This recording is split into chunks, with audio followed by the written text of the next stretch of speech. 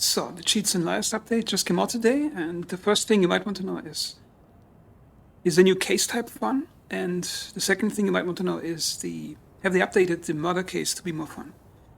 And unfortunately, I have to say in both cases, I would call it underwhelming, even somewhat disappointing.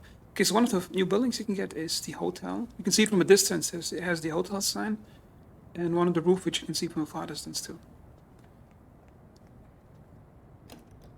This building has a nice new interior, and you can actually rent rooms. So you can walk up to the guys and rent a cheap room for 100, or was it 200, and an expensive room for 400, and that's actually per night.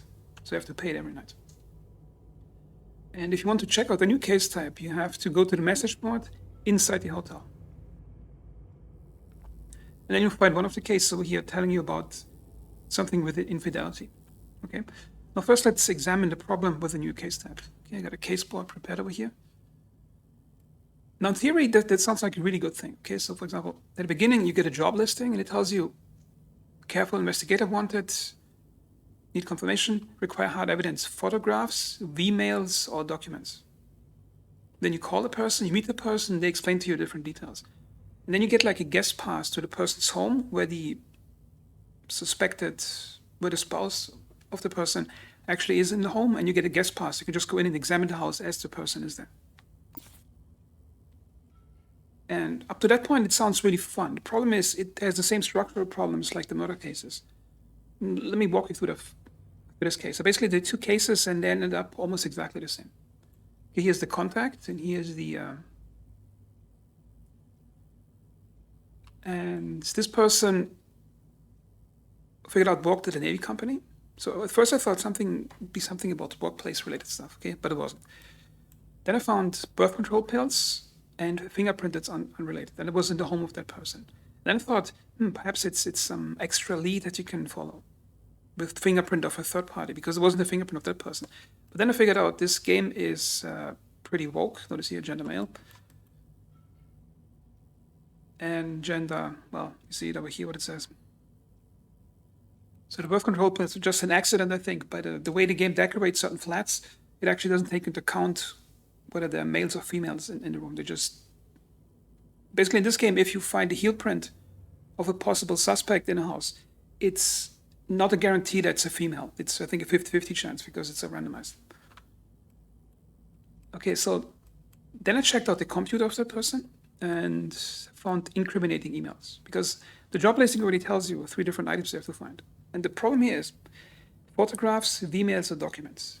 And where do you find these things? If you're an experienced player, you know emails you find on the computer, photographs and documents probably in a nightstand. Okay, so the problem again is you never have to check under the sink in the kitchen or really examine the room. You just have to go to the space where you know the items are going to spawn. Okay, I got incriminating emails, and one thing that was interesting, I actually got 2 different leads. So I got one printed email. Hello, beautiful. This is a very important message to say that I can't stop thinking about you and we'll see you again. Okay, that sounds incriminating. It's from a guy called Ruben. The name is already listed in here and signed with an R.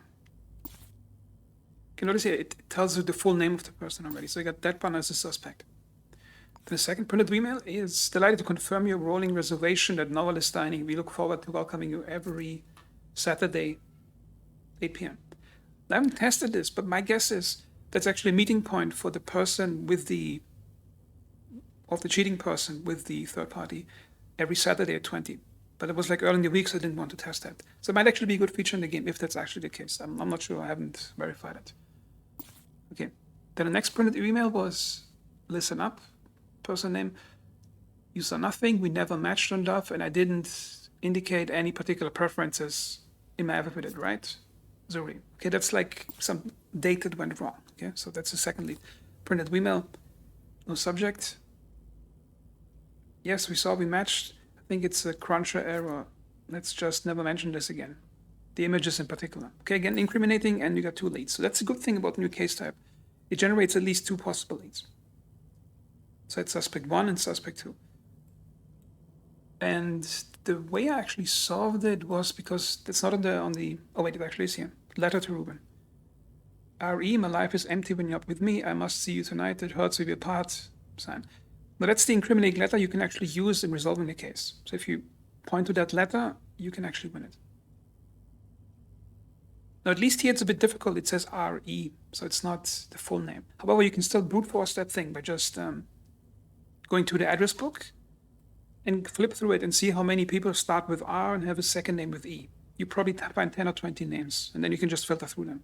And of course, you can go to the government database and do the same thing, which I think is a huge problem in this game, that there's a government database you can just flip through. Okay, so in theory, this case was a good thing, but the second time I played a case like that, it was the same thing. You get invited into the space where the person lives with the other person, then you just harvest the spawn areas of where the evidence spawns and you go through it. So it's pretty mechanical. And I'm going to show you the murder cases. Okay, now for the murder case. Now, murder cases, I think, haven't gotten any real upgrade to the gameplay. Okay, so the first murder case in the particular save I started, it already said corpo sharpshooter. And I was like, okay, it's probably going to be some stupid workplace killer, because if it has corpo in the name, that's usually what happens. Okay, so we'll go to the first scene, victim number 1, this woman over here. And entry wound, all the classic stuff, expanded cartridge, business card, and a fingerprint. Okay, then again, I actually went looking to the workplace. And at a moment of something interesting happening, on the employee board, the cork board that shows the employee photos, none of the persons matched because it was a person with red hair, short red hair, which I later narrowed down to those 2 guys.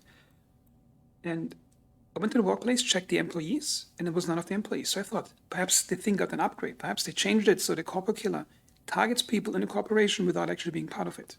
I actually got really excited over it, that being a change in the game. However, the cork board was slightly obscured by the computer in front of it, and the company boss was actually the killer. But his photo was obscured, so it's one photo I didn't check, which was this Camden Curry guy with red hair. And there was a second victim, and was also in the company. Basically, it's a company owner basically killing off his own employees. And I think it's a bit disappointing, or I think it's a huge disappointment. They had 5 months right now since the game release to fix up the murder cases. And the structural problem with this game is, once you figure out what piece of evidence you have to collect, then you know where to look for them, because evidence is usually in very specific places. So if you check a murder scene in an apartment, it's always near the corpse, 1 or 2 pieces that you need, and the rest of the apartment is completely irrelevant. So in case, for example, if it's a corpo sharpshooter, you usually find a business card right next to it, sometimes with a fingerprint of the killer right next to it, and you know the guy has red hair.